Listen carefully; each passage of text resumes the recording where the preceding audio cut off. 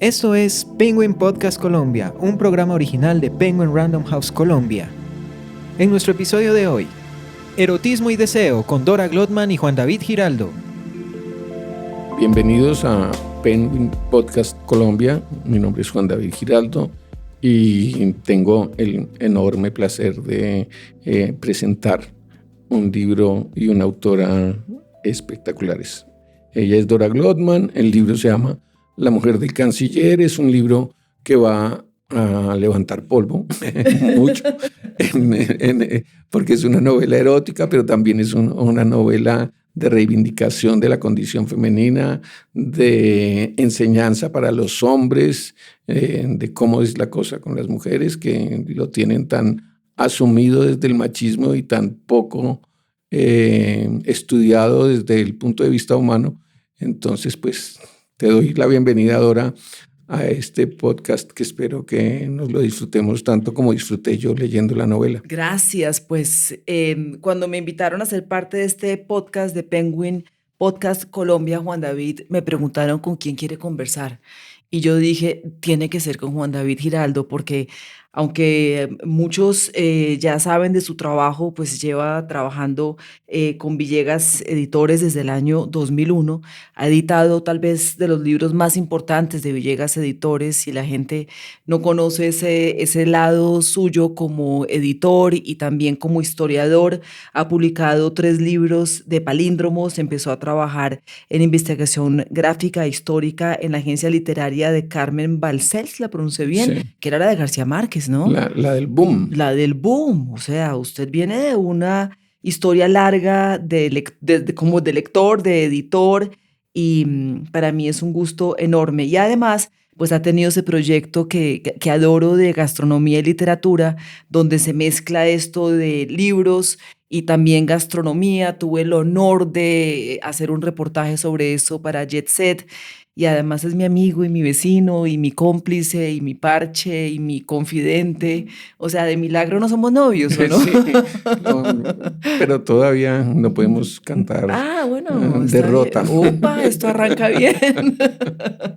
Entonces, gracias, Juan David, por hacerme cuarto, porque usted era el perfecto para esto, pues por ser un gran editor, un gran lector y una persona supremamente culta. Bueno, y también porque el libro me conmueve mucho. Hay libros que no les haría podcast. Sí, también. Y también Sí, porque sí. el libro, Sí, yo sí. me demoré 15 meses escribiéndolo. Sí. Y esos 15 meses, pues usted bajaba cada rato a almorzar conmigo y era, ¿y en qué vamos? ¿Y en qué vamos? Entonces, esta conversación será muy amena porque Juan David ha sido también un acompañante en este camino de escribir la novela La mujer del canciller. Sí, la novela ya está en Todas partes. todas las librerías. Va a haber un lanzamiento oficial, ¿cierto? Hay un lanzamiento oficial el 16 de octubre en el Gimnasio Moderno. Ya está en la librería Panamericana, en la Central, la Nacional, en todos los Carullas, en el Éxito, grandes plataformas, comercio electrónico, todo. ¿Saben, Carulla, cuando uno a veces ya pagó y al lado de los chicharrones y los beanie y el sneaker y todo eso que hay chocolates, hay unos libros también ahí, entonces está ahí. Yo aclaro que es una novela erótica, así que cuando alcancen la mano para comprarla, pues asegúrense que no sea un menor de edad el que se esté confundiendo, porque está al lado de los chocolates en la caja de Carulla. Yo la vi ayer hice un tour de librerías y la vi en Tango del ¿Ah, 88 con 15, la vi en Ficciones, Bar de Libros en la 67 con octava. Oiga, y en Ficciones vamos a hacer un conversatorio, ¿no? El 17 a las 5 de la tarde. El sábado 17 a las 5 de la tarde vamos a hacer un conversatorio allá. Fantástico. Que es lindo hablar entre libros. Los conversatorios en las librerías tienen esa compañía de todos esos libros ahí, haciéndole cuarto al libro del cual vamos a hablar. Eso es el sábado 17. Buenísimo, me encanta. En materia. En materia. Entonces, hablar a calzón quitado, vamos a hablar. Bueno, esto es una novela erótica, efectivamente, y muy erótica. O sea, erotismo, hay una cosa que me impactó mucho, y es que en erotismo suena como un solo bloque, como un iceberg gigantesco. o como un gran volcán gigantesco único, que no es así. Porque hay, a través de las experiencias de la mujer del canciller, y no vamos a hacer spoilers, ella va descubriendo diferentes tipos. El autoerotismo, el erotismo como compañía humana, como solidaridad humana. Qué lindo. El tantra, que nadie lo conoce, y también el lado oscuro, que es el no erotismo, la gente que no sabe qué es eso, que se autosatisface con la otra persona, pero no tiene en cuenta el placer de la otra persona. Es que eso me parece que es una cosa muy interesante. En otras entrevistas he visto que la gente morbosea mucho. Sí. Sí, o sea, el morbo está bien, tampoco estoy diciendo que el morbo está mal, pero morbosea mucho más acerca de usted y la relación con la novela, cosas que no tienen que ver. O sea, como dijo Gustave Flaubert, Madame Bovary soy yo. O sea, mucho de todas las novelas es parte del Claro. autor. Inevitablemente hay algo y hay parte de mi vida en el libro porque es imposible, aunque yo nunca tuve esa intención, pero cuando lo releo y cuando lo pienso, digo, bueno, algo hay. Pero me encanta lo que usted dice de que el erotismo en realidad es la punta del iceberg. Porque el erotismo cubre tantas cosas. Entonces hay gente que se equivoca y dice, oh, erotismo, y inmediatamente piensan en genitales, en eyaculación, entre la cama, En porno. en porno. No, que va. El erotismo es creatividad. El erotismo va desde que yo le digo a usted, lo invito a mi casa a cenar y me voy al supermercado y huelo cada verdura con lo que le voy a preparar a usted el más delicioso plato. Desde el momento en que empiezo a arreglarme las uñas, qué me voy a poner, qué música pongo, qué velas prendo, cómo va a ser esta noche, de qué le converso, qué vino le voy a servir, qué olores quiero en mi casa. Entonces, el erotismo cubre tantas cosas, el autoerotismo, que me fascina que haya utilizado esa expresión porque es algo tan individual el erotismo que se comparte con otro, pero es muy individual. El autoerotismo va desde yo salir de la ducha y querer untarme un aceite en el cuerpo entero, porque sí, hay un chiste que dicen las señoras, nadie sabe para quién se baña, pero a veces uno es por uno mismo, es por uno mismo que se quiso poner un saco que al tocarlo tiene un material suave, es por mí misma que compro flores para que mi casa huela rico. Entonces, el erotismo es tantas cosas que el momento del acto sexual pues sí es la culminación y tampoco es la culminación, Mm. porque de ahí pasan tantas otras cosas, ¿no? De ahí viene una runche, una conversación más íntima, ya después de que uno abrió el cuerpo, también abre el corazón, abre el alma, se dicen cosas lindas. Entonces, qué bueno que usted haya entendido que el erotismo es la punta del iceberg de algo que cubre todo lo que hacemos. Y también los susurros. Me encantan, me fascinan los susurros y que me susurren al oído. El susurro es muy importante. Sí, en realidad, y además es esa visión que tiene es muy oriental, porque ahora que estaba hablando, pues voy a salirme un poquitico, pero tiene que ver, la nueva manera en que los bebés comen es con la mano. Sí. Y desde que se compra la fruta, el niño sabe que eso va a ir a su boca y va a ser parte de su alimentación. Claro. Entonces, antes a los niños les daban con cucharita, con 2000 baberos y cubiertos y protegidos como si fueran astronautas para que no mancharan nada. Ahora el contacto con la comida es tan importante en la digestión, porque el cuerpo ya sabe que esa banano que está comprando la mamá y que la mamá le dice es para ti, va a venir dentro. Entonces pasa lo mismo que dice con la preparación para el amor. Sí, absolutamente. Y además me gusta el ejemplo que está usando, porque sí, entonces el niño empieza a comer con las manos y se embadurna. Y cuando uno se embadurna y se ensucia, pierde el concepto del asco, de que todo tiene que ser limpio y no sé qué. y hace parte también de toda esta experiencia porque el erotismo y la sexualidad, digamos, es tan individual como la huella del dedo y con esa nacemos. Entonces, todos o la mayoría de nosotros, en el momento en que nacemos, el primer contacto que tenemos es con un pezón.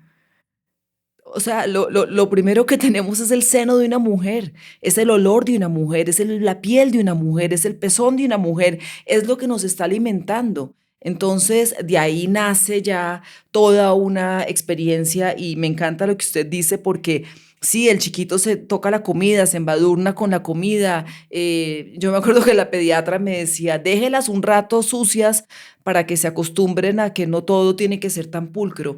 Y a veces esa educación tan limpia, tan pulcra, hace que sea el principio de una represión que más adelante a todo uno dice, uy, qué asco, uy, qué asco. Por cierto, qué palabra tan fea esa, asco, ¿no? Sí. Usted y yo que somos amantes de las palabras, así, no nos importa lo que signifiquen, pero como suenan, esa palabra suena fea y ni siquiera la quiero repetir. Entonces, En sí. todos los idiomas, en italiano es schifo. Schifo es. Y en inglés disgusting, o sea, es horrible la palabra. No la queremos, el erotismo no conoce ese concepto. El cuerpo mío y el cuerpo del otro con todos sus olores y sabores, pues claro, manteniendo una higiene que haga que las cosas pues sean agradables, pero hay que empezar a liberarse de tanto tabú y de tanta bobada que nos van enseñando, como dice usted, desde el momento en que nos ponen un babero y nos dicen ya no se ensucie y coma con cuchara. Sí, y también se aplica ahí una cosa que es tremenda, que es la culpa, el sentimiento de culpa, el sentimiento de que no me lo merezco, Sí. que el sentimiento de que los hombres mandan, las mujeres obedecen. Ahí hay una cantidad también de ingrediente judeocristiano de que el pecado, de que la mamá Bueno, dice, hay una frase. la mamá de doña Bárbara de Babis tiene una frase tiene que una dice, frase brutal. Dice, sexo es un pecado que solo se comete con el marido.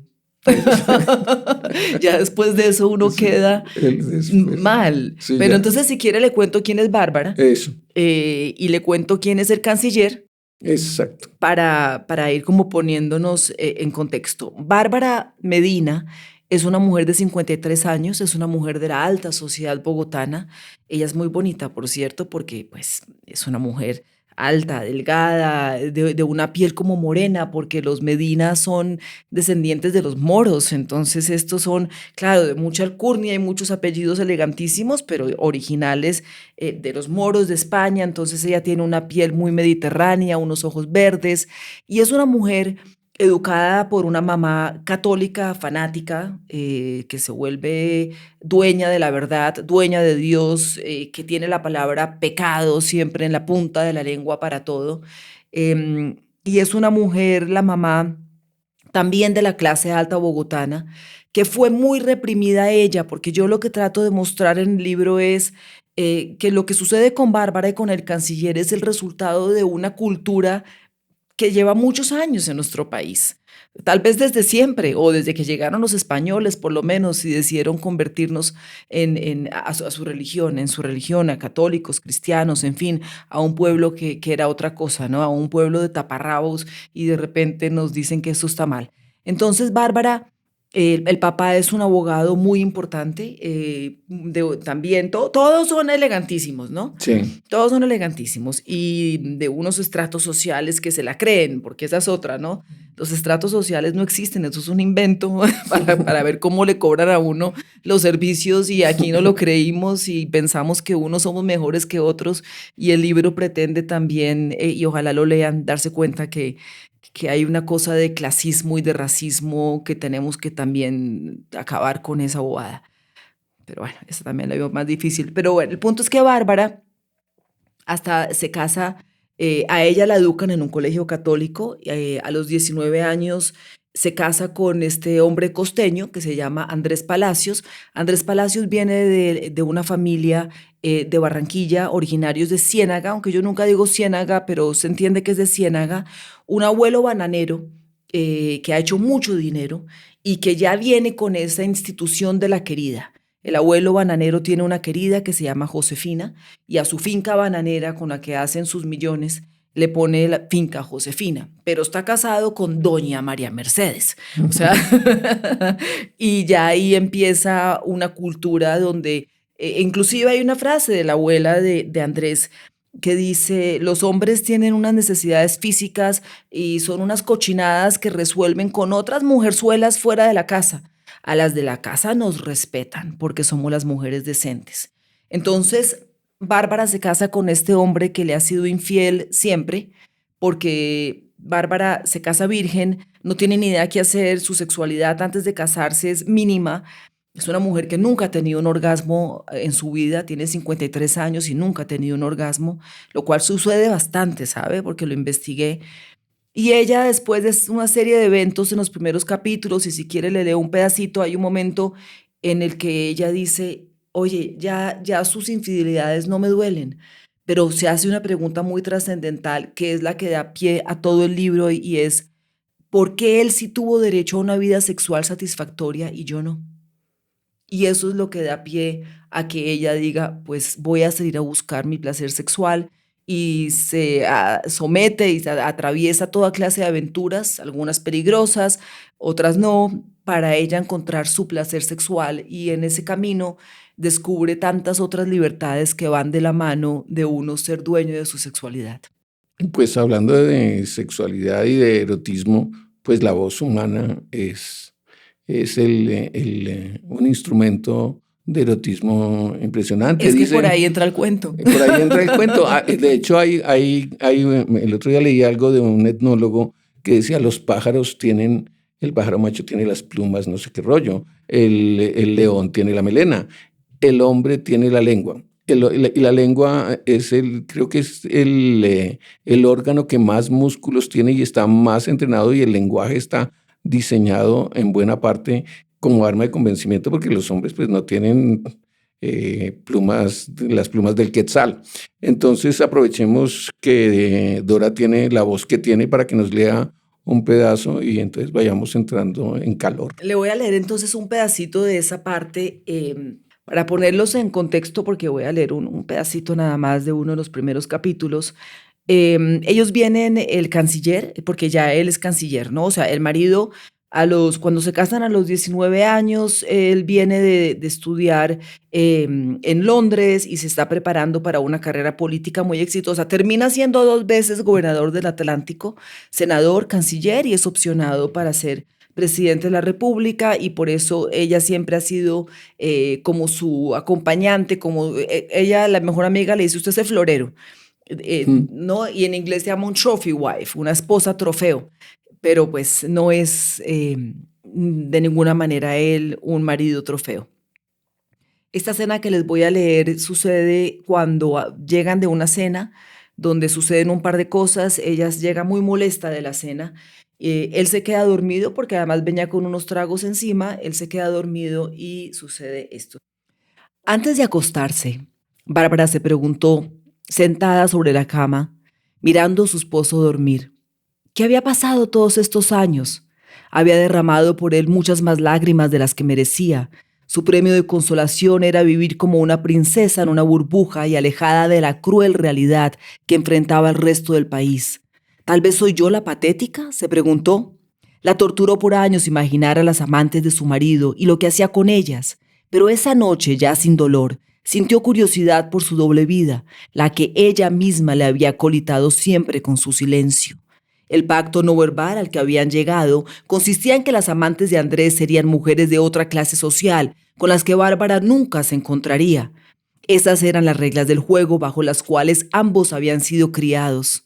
Cuando Andrés se encariñaba o encoñaba con alguna mujer, se ausentaba más seguido. Sus romances podían durar semanas o meses hasta que se aburría del amante de turno, o tal vez ellas se volvían demasiado exigentes y él buscaba otra. La norma era que él llegaba tarde, medio borracho y apestando a otra cama. Bárbara se hacía la dormida y el tema no se mencionaba nunca. Esta noche entendió que lo más triste era que ella era cómplice de ese comportamiento. Bárbara se preguntó al verlo dormido, ¿cómo será su vida sexual con otras? Su figura de hombre respetable con el cual se había casado se había ido desdibujando con el tiempo y aprendió a verlo por quien en realidad era. Se había acostumbrado a aceptar a su esposo como un hombre dominado por un instinto brutal, sexual que no controlaba. Ya de pequeña la había aleccionado su madre. 2 puntos. Los hombres a veces se comportan como animales. Es su naturaleza, no lo pueden evitar. Bárbara creció con esa teoría, que de paso los libraba injustamente de tener que responder por sus aventuras sexuales. Pero su marido no era solo un animal sexual, sino también un animal político que mantenía una doble vida por su reputación. Bárbara era la fachada de una de esas vidas. Ella había logrado aceptar su matrimonio por lo que era, un triste nido vacío. Sin los niños en la casa, se había ocupado haciendo ejercicio, pasando tiempo con amigas, de compras y leyendo. Nunca estorbó ni opacó a Andrés. Aprendieron a vivir con cordialidad, con una prudente distancia entre ellos y sin hacerse preguntas.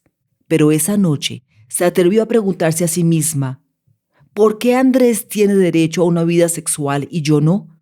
Y no encontró respuesta.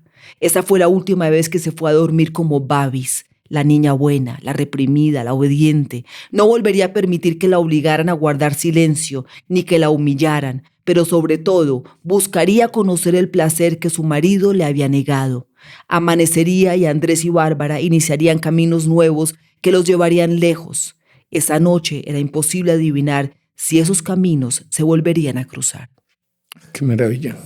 Ahí hay una cosa que es escalofriante y es cómo la mujer es las madres son las transmisoras del machismo. Hay un momento, en otro momento de la novela, la señora le dice que tengan amantes no es problema. Cuando tengan una sola amante, ahí sí hay que preocuparse. O sea, la frase, si son muchas, son muchas. Tranquilo, sí. Pero es eso, como es un comportamiento que se transmite de generación en generación. Cosas que no se pueden hacer. Yo, por ejemplo, mi mamá fue muy liberal y mi papá fueron muy liberales, pero yo no sé poner un botón y mi mamá cosía divino. Ahorita yo pienso, y en los colegios los niños tejen ahora.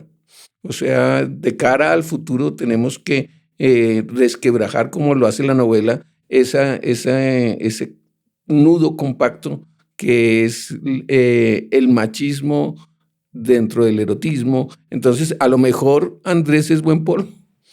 Pero no con ella. Con ella es una cosa absoluta, porque hay una cosa ahí que en la casa tienen que ser santas, las de afuera no. ¿Cómo es que es eso? Entonces, eso es un síndrome que identificó Freud. Y en inglés se llama The Madonna Whore Complex. En español se diría el complejo de la virgen y la puta. Ese complejo consiste en yo puedo tener sexo salvaje, perverso, morboso, delicioso, pero nunca con la mujer con la que me casé ni con la que voy a tener hijos. O sea, la mujer con la que se tiene placer no es la mujer que se respeta. Y la mujer que se respeta, que es la mamá de los niños, las de ir a misa o al culto que sea, la de comer frijoles con los papás, la de llevar a los eventos, en el caso, pues la de ser la mujer del canciller, esa mujer respetable es una mujer que no debe sentir deseo sexual. Es una mujer que por su condición de mujer decente, buena, una señora de su casa, es una mujer que no tiene que andar diciendo tengo una rechera que me muero. Eso no se le permite. Al Señor sí se le permite. Entonces, los hombres que sufren de este síndrome, que es muy típico, este síndrome, ayúdeme con la palabra. Síndrome de la puta y la virgen, es muy típico tercer mundo, clases alta, media, y también muy típico de hombres en el poder, donde es eso, el sexo salvaje es por fuera. Y Bárbara se pregunta, yo quedé condenada a un sexo aburrido. Es muy triste porque ahí sale a perder todo el mundo. Pierde el amante, primero porque le dicen moza, perra, zorra, Sí. ¿no? Y es una señora tal vez de otro estrato socioeconómico, otra educación o no, pero queda condenada siempre a la moza, a la segunda, a la de no La mostrar, tiniebla. a la tiniebla, a la de esconder. Y esa es una mujer que seguramente es una mujer buena, que seguramente está enamorada de este personaje poderoso y encantador. Y a ella nunca le van a cambiar ese papel, ni de ahí va a salir, ni va a tener con este hombre un futuro, pero a pesar de eso, sabe que ese hombre llega a su casa en la noche buscando el cariño que ella le da. Mientras tanto, la señora decente, entre comillas decente, pues está condenada a una sexualidad muy aburrida. Con ella no pueden pasar cosas salvajes porque sería irrespetarla y termina siendo una mujer muy sola, que es lo que pasa con Bárbara. Pero en mi opinión, al que peor le va en esta película es al hombre, porque divorcia sus sentimientos de su sexualidad. Entonces, directamente hablemos, el pene y el corazón son dos cuerpos distintos. Donde actúa uno, no actúa el otro.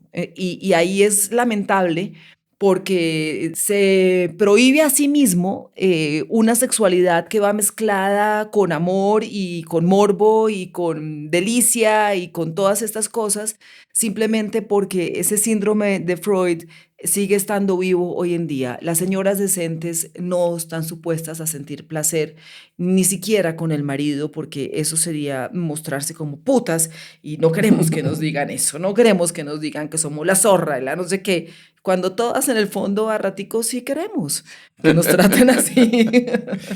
Hay una cosa que es terrible y es como hay que aclarar que Dora ha hecho profundos estudios sobre el feminismo. Entonces, esa jaula de oro, o de lo que sea, porque eso se da en todos los niveles, de poner a la mujer en ese altar, entonces tú eres virgen, es cosificarla y minimizarla, porque si está en el altar, si se baja esa virgen de allá y se cae, se destroza. Entonces, ¿cómo mantenemos el poder de la mujer encerrado, encapsulado dentro de toda esa cantidad de arandelas doradas, encerrada y guardada para que no sea, para que no demuestre y para que no fluya el poder que tiene?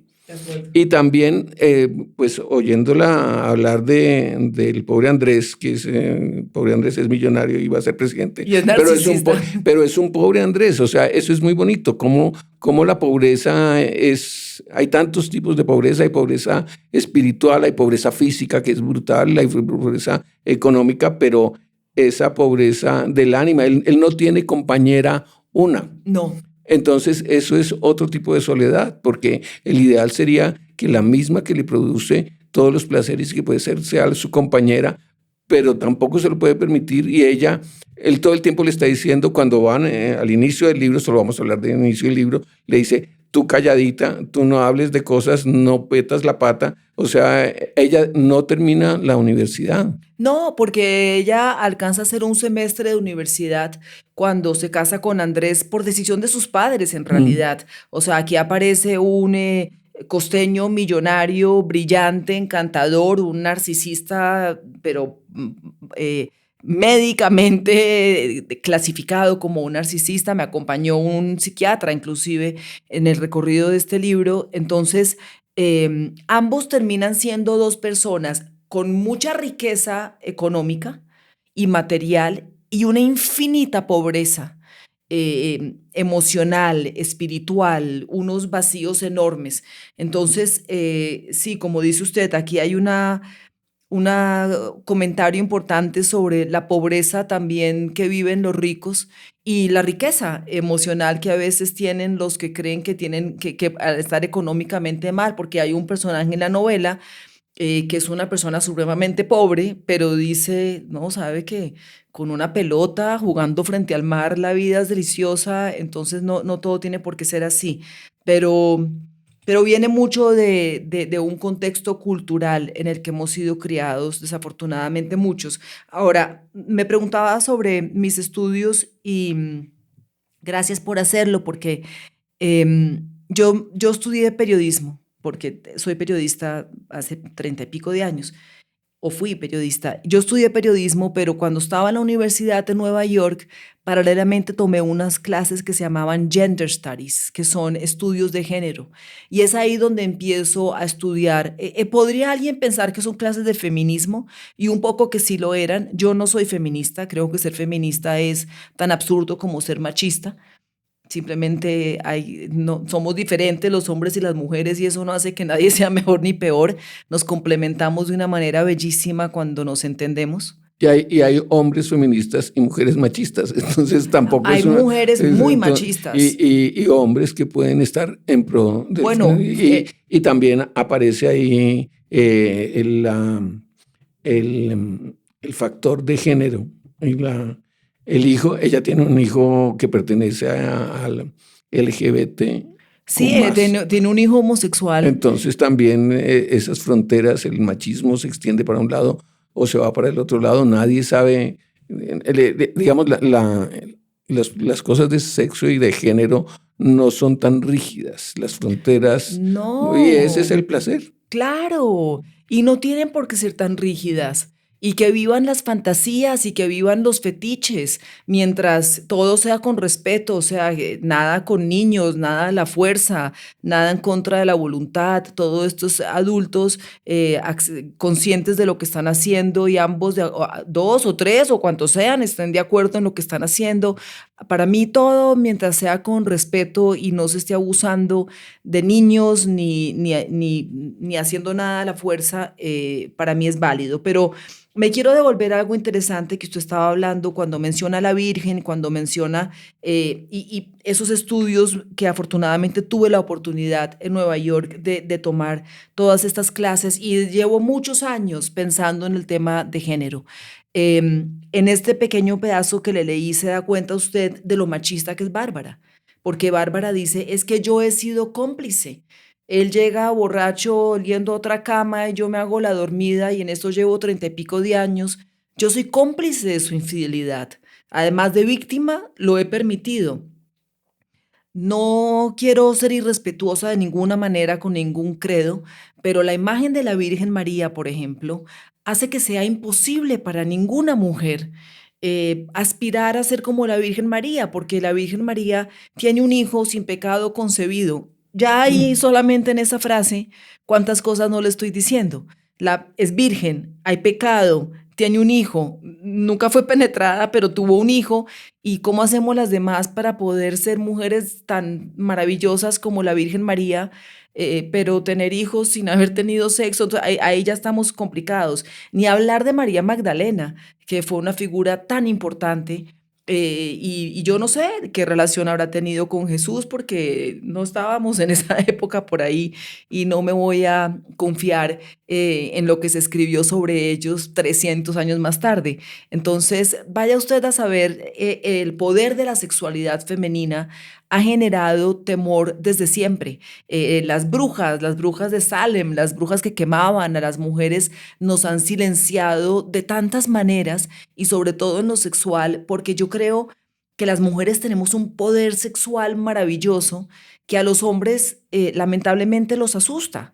Porque cuando una mujer se sabe poderosa en lo sexual, se sabe poderosa en todo. Y cuando yo digo que se sabe poderosa en lo sexual, no es porque sea un buen polvo. No, sino porque tiene ganas, porque le provoca, porque es la primera que manda la mano, porque es la primera que sale desnuda caminando por ahí muerta de la risa si tenga sus gorditos o sus años o no. ¿Me entiende? Hablando, por supuesto, de mayores de edad ya en un momento para esto. Entonces, de ahí ya parte una mujer que se sabe poderosa en tantos otros ámbitos. Entra a una reunión y tiene presencia, abre la boca y sabe de lo que está hablando. La sexualidad y cuando nos sabemos poderosas, eso alimenta la autoestima de una mujer. Entonces, en su casa, en su manera de vestir, así sea conservadora como yo, que me he visto como de otro siglo, no le quita, así me siento cómoda y así estoy bien. Entonces, creo que al poder sexual de las mujeres se le ha temido siempre. ¿A cuántas no? Imagínense el mundo musulmán, como las tapan. El mundo judío, pues ni hablar, esos pelucas y hasta los tobillos. pañoletas o peluca porque el pelo seduce a los hombres. En el mundo católico, pues estamos hablando ya de la imagen de la Virgen.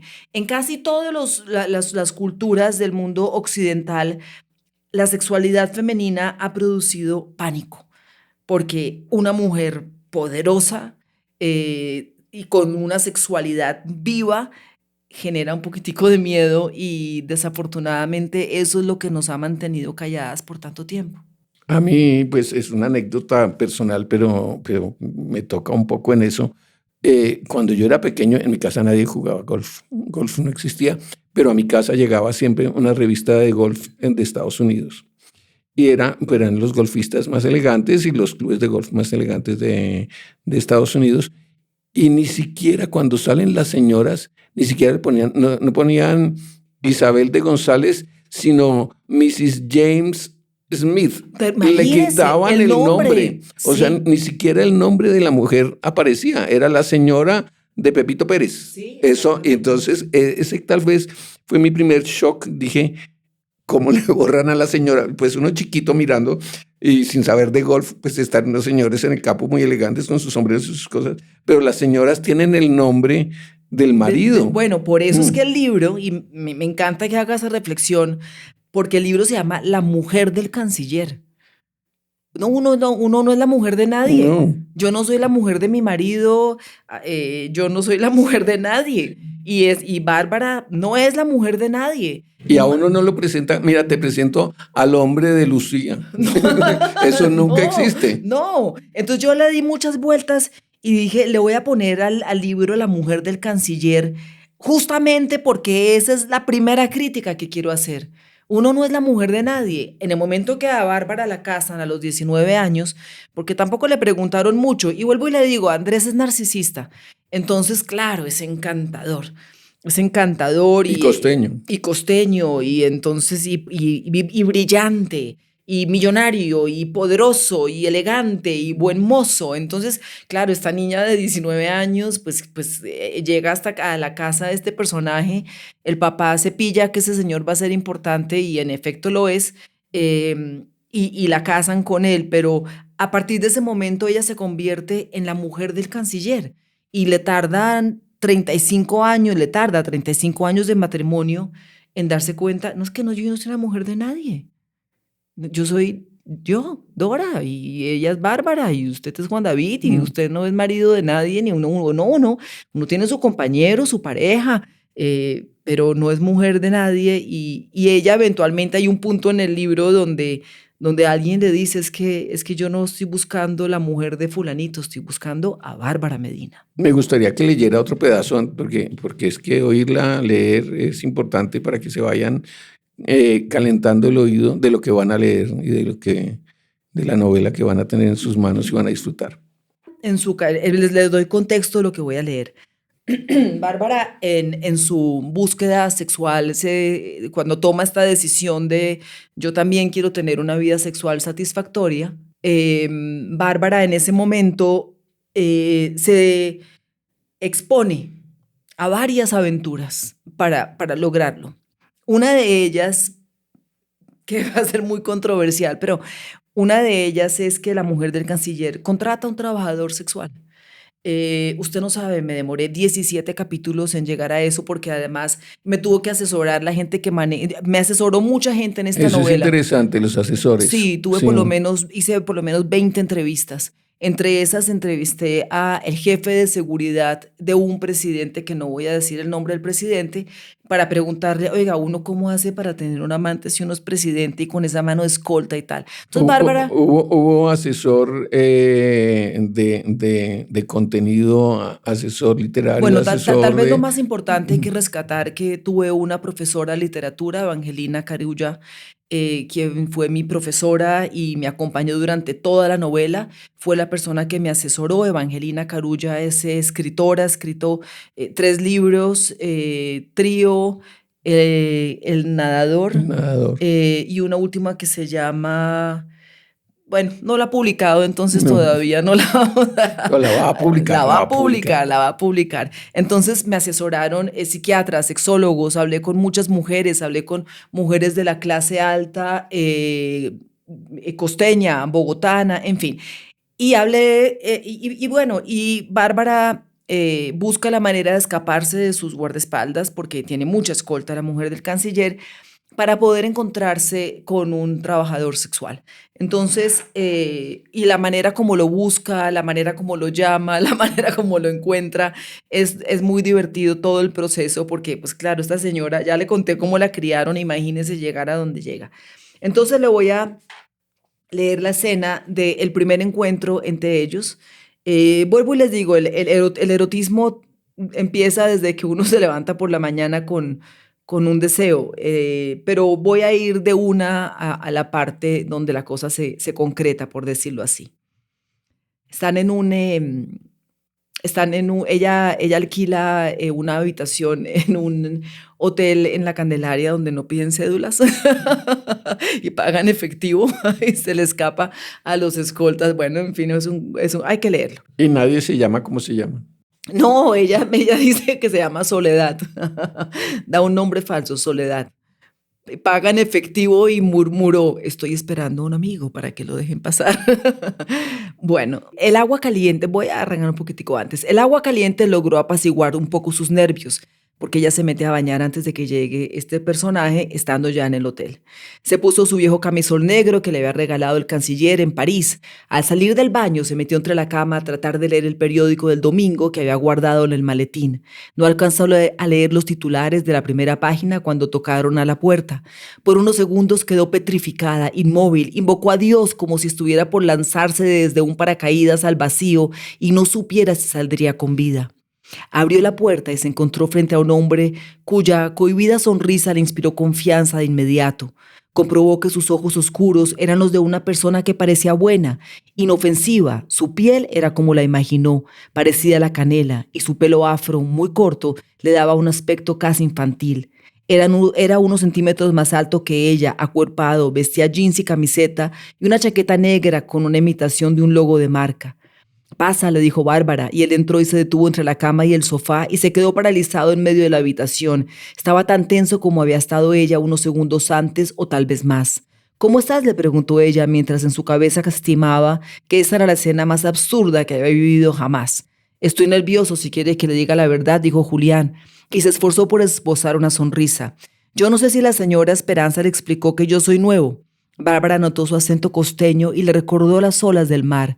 Era tan distinto a su marido, también costeño, quien tenía un acento fuerte que con frecuencia sonaba agresivo y subido de tono.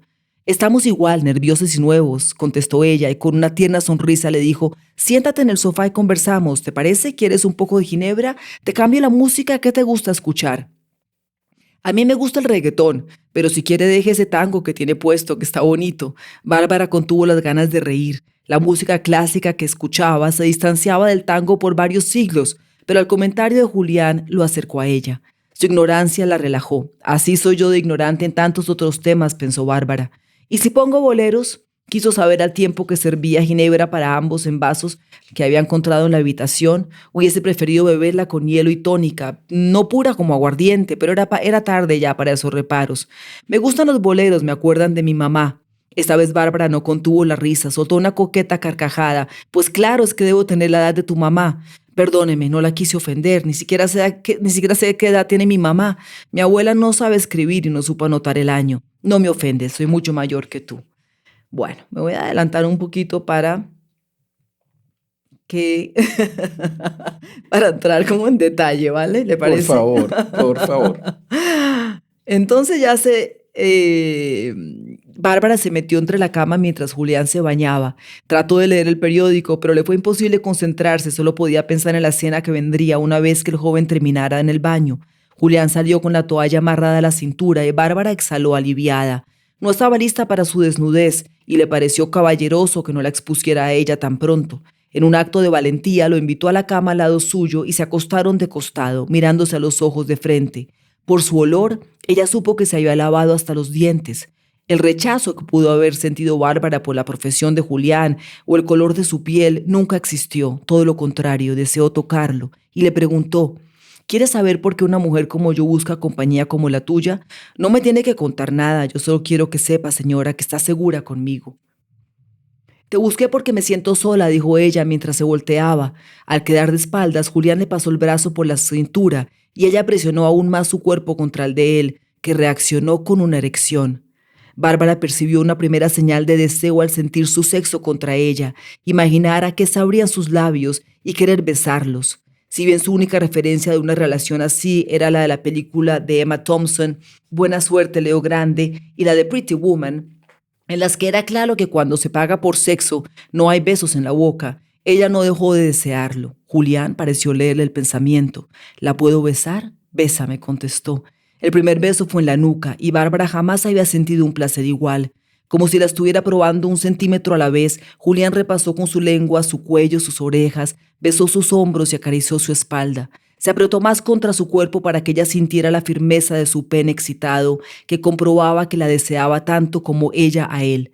Bárbara se volteó y le dio un beso apasionado en la boca. Se atrevió a dejar que sus impulsos la guiaran, le quitó la toalla para poder tocar su sexo y, apartándose por unos segundos, se retiró el viejo camisol, seduciéndolo con su desnudez. Julián enloqueció. La actitud de ella era una señal de que él también podía desinhibirse y olvidar unas circunstancias por las que habían llegado a ese lecho. Se acostó encima de ella y la besó con delicadeza en los pezones. Bárbara reaccionó con un suave gemido. Él siguió bajando y la besó entre las piernas, una sensación que hasta el momento ella desconocía. Se tuvo que agarrar de las sábanas para contenerse, se tensionó, sintió pudor y se alejó. Resolvió su incomodidad cambiando los roles. Ahora es mi turno, le dijo entre jadeos. Julián obedeció, acostándose de espaldas. Bárbara volvió a quedar paralizada. Desde que descubrió la masturbación, había fantaseado muchas veces con una escena así, aunque nunca lo había hecho. Se llenó de valor y lo acarició con sus manos. Admiró el pene erecto de Julián, fuerte, ceñido con poderosas venas y de un color más oscuro que el resto de su cuerpo. Primero le dio besos suaves solo en la punta con los labios húmedos. Quería probarlo bien. Se animó a recorrerlo con su lengua y a meterlo despacio en su boca, disfrutándolo tanto como lo había imaginado. Julián gimió como un animal poseído. «Me va a hacer venir», le advirtió. Ella se detuvo. No quería que terminara todavía. Bárbara estiró su mano hacia la mesa de noche donde había dejado el preservativo. Se lo entregó, él rasgó el empaque y con ansia se lo puso.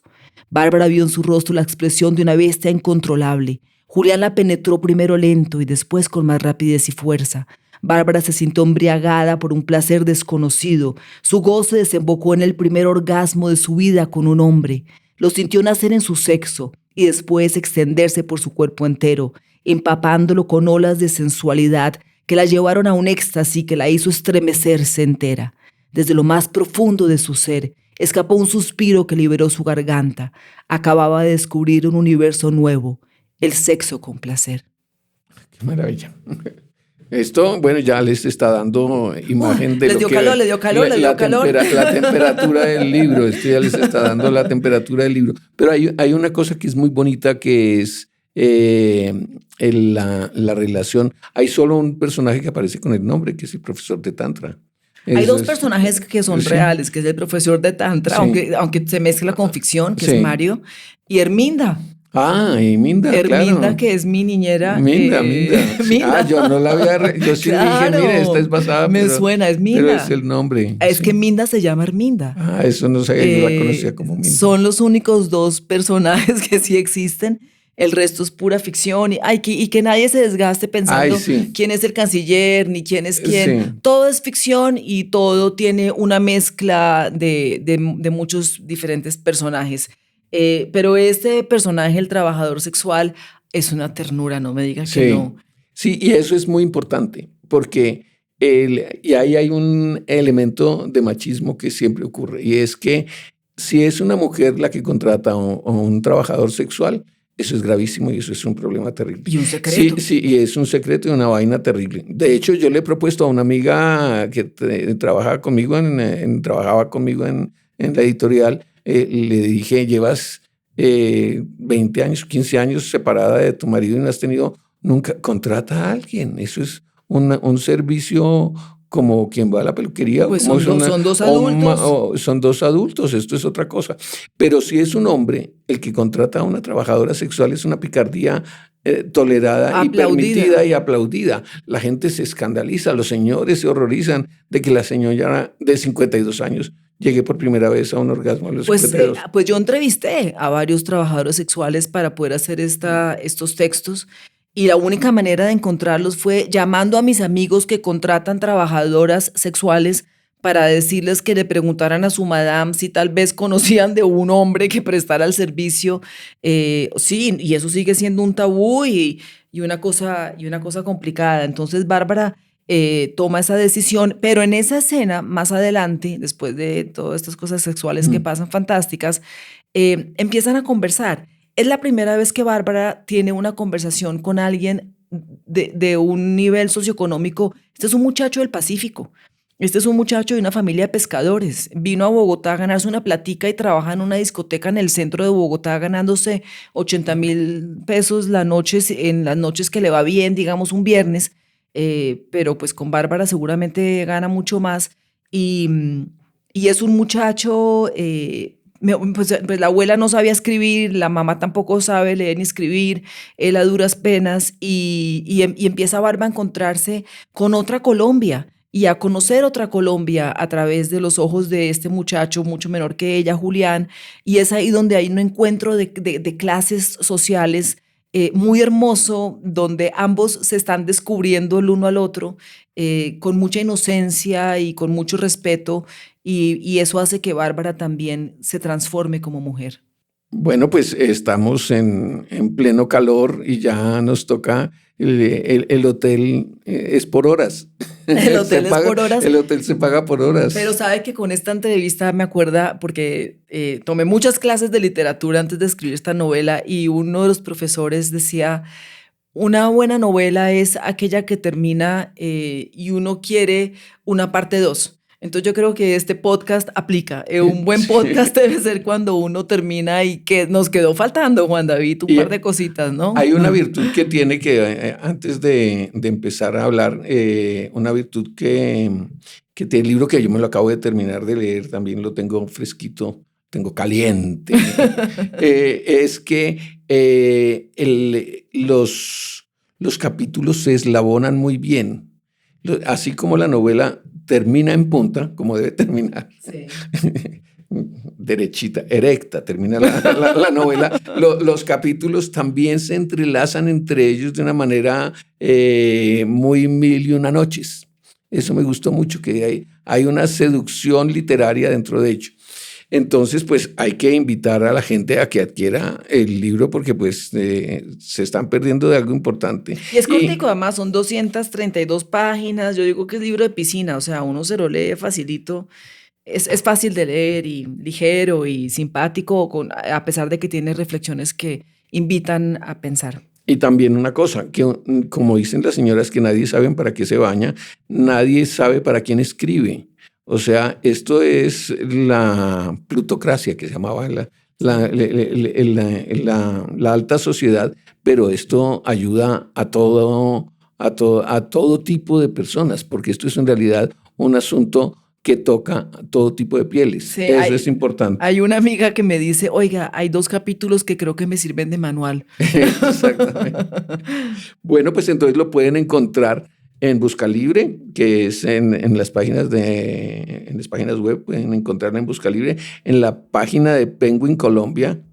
Recomiendo las librerías independientes, las grandes superficies, en fin, lo pueden encontrar en muchos lugares. Sí, está fácil de encontrar. Y tiene un precio buenísimo. También. Sí, 55,000 pesos. Es un precio buenísimo, entonces también. Qué lindo nombre, el número, ¿cierto? Sí, 55, me gustó. Podía ser 69, pero bueno. También. Pues mucho gusto, Dora, porque esto ha sido una conversación que pues, de verdad podríamos haber continuado ad eternum. Allá está nuestro hombre detrás del vidrio golpeando. Ya, no más. Que es, corten ya. O no sé si Gracias, salga corriendo a comprarlo y a ver. Bueno, y que viva el erotismo, ¿no? Exacto, ya terminemos con susurros. Te quiero, Juan David. Lo mismo, feliz día. Penguin Podcast Colombia, producido por Penguin Random House Colombia en colaboración con Aganza Producciones y Skybox Studios. Margarita Restrepo, directora de marketing. Jorge Rojas, productor general. John Vázquez y John Cáceres, productores. Cristian Sáenz, director de audio. Bani Gabriel Ortega, director creativo.